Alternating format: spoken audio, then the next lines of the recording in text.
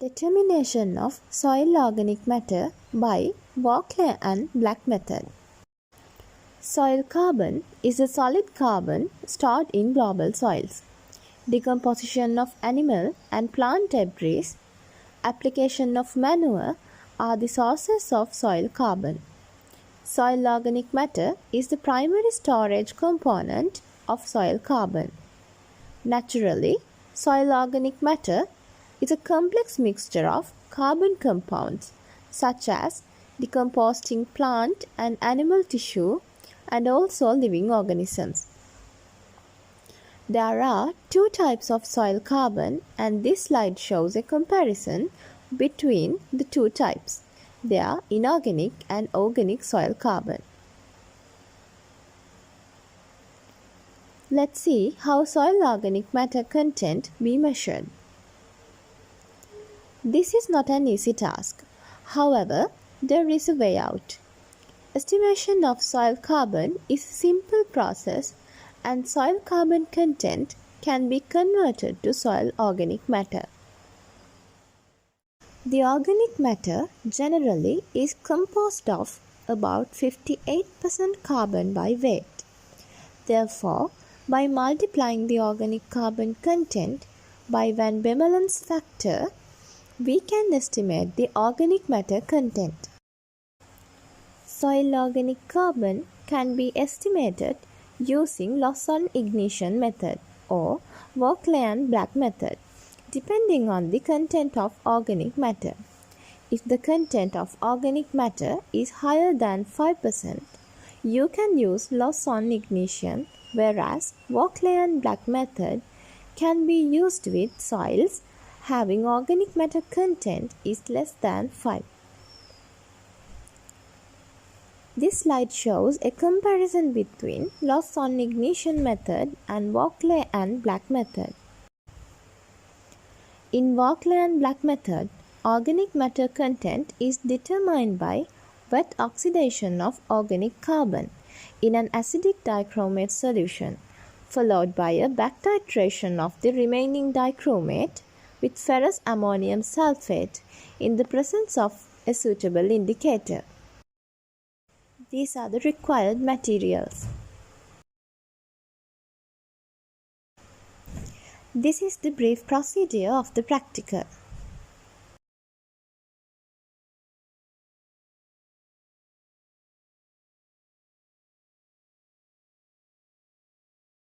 If you miss the end point, add 0.5 milliliters of 0.2 m potassium dichromate again into the flask and mix it well.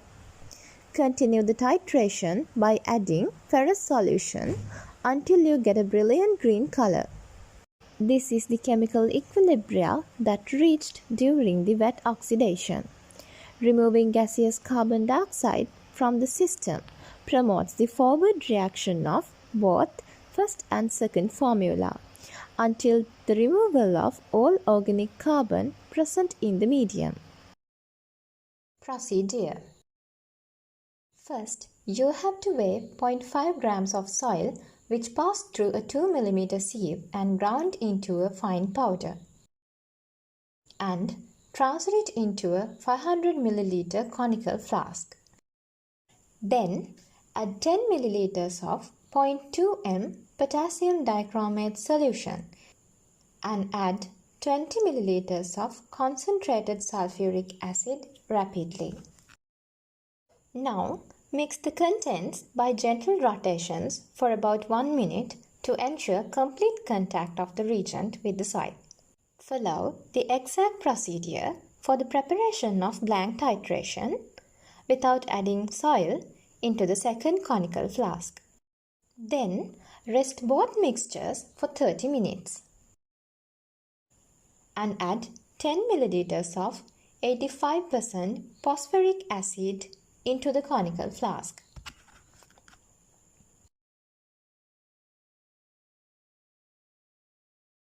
Next, add 200 ml of distilled water into both conical flasks.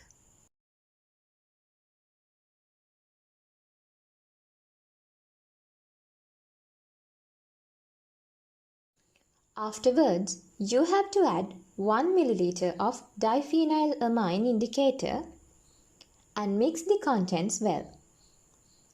Don't forget to add indicator also into the blank solution.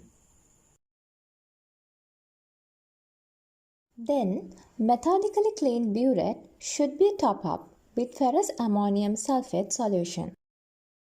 As the next step, titrate the prepared mixture against 0.5 m ammonium ferrous sulfate solution which derived from a burette until solution color change from turbid blue to green, and record the burette reading just after observe the color change.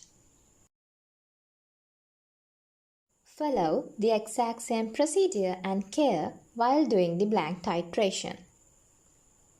Then record the burette reading after getting the color change.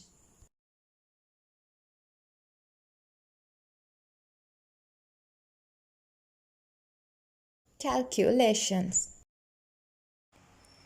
In acidic medium, chromium 6 plus of dichromate reduced to chromium 3 plus. Then oxygen in -2 oxidation state oxidized to atomic oxygen. Since atomic oxygen is unstable at the room temperature and in given conditions, it rapidly reacts with carbon in soil organic matter to produce carbon dioxide gas. This carbon dioxide is removed from the system while promoting the forward reaction of dichromate and sulfuric equilibrium until all the organic carbon is oxidized to produce carbon dioxide. Note that here we added excess potassium dichromate into the medium. Then remaining potassium dichromate could be determined by titrating it against ferrous ammonium sulfate with a suitable indicator. Since initially added potassium dichromate volume is known, we can calculate the number of moles of potassium dichromate reacted. Using stoichiometry, we are able to find the organic carbon in the sample. Last but not least, using van Bemelen's factor, we would be able to calculate the weight of organic matter in a particular sample.